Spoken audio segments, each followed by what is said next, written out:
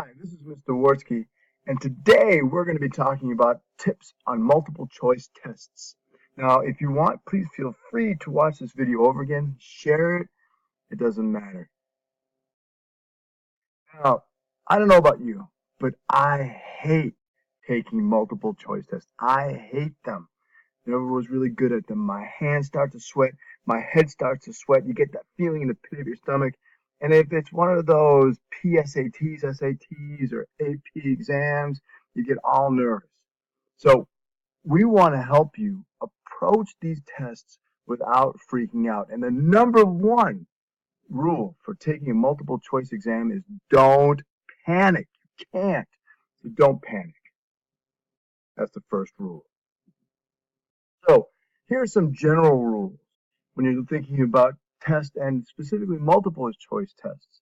First, you need to read the question using your critical reading skills. That was in a prior presentation. This will help you figure out what the question is asking, which is probably the most important thing that can happen. Two, pace yourself. You need to be able to go over the exam after you're done. So pace yourself.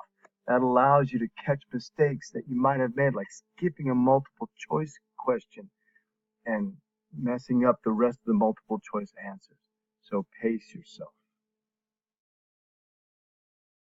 Every once in a while, you need to do this. You need to take a 30-second break. Allow yourself to clear your head and don't skip around. That's a complete waste of time. What happens is you read the question, figure out if you can answer it, skip to the next question, read that, figure out if you can answer it.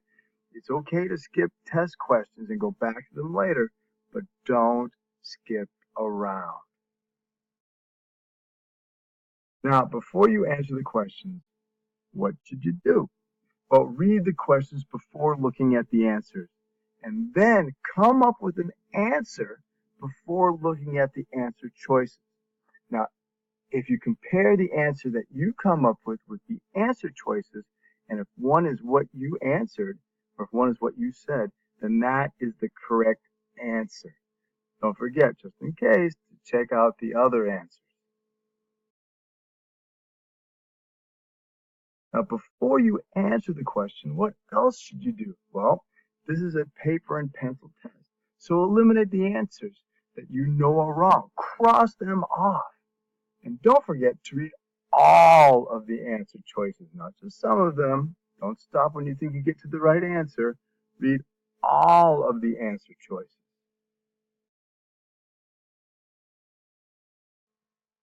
Now, as you answer the questions, you got to keep these tips in mind. First, if the answer uses absolute words like never or always, those are usually incorrect. Now, believe it or not, all of the above choice on on the test questions, 52% of the time, all of the above is the right answer. But you need to make sure that more than one answer is correct. Look for grammatical cues. If the grammar is wrong when you compare the question to the answer, then the answer is wrong.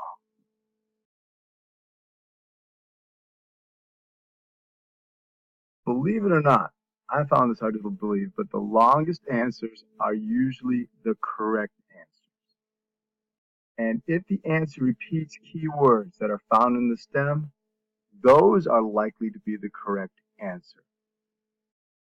A positive choice is more likely to be the correct answer over a negative choice. Always be positive.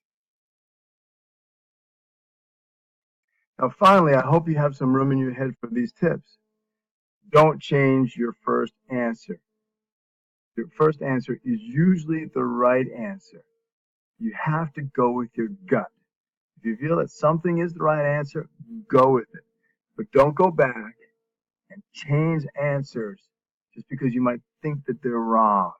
They're usually the right ones. And finally, if all else fails, if you don't have any idea what the answer is, pick B or C. Does it matter? No. Figure out which letter you like and stick with it.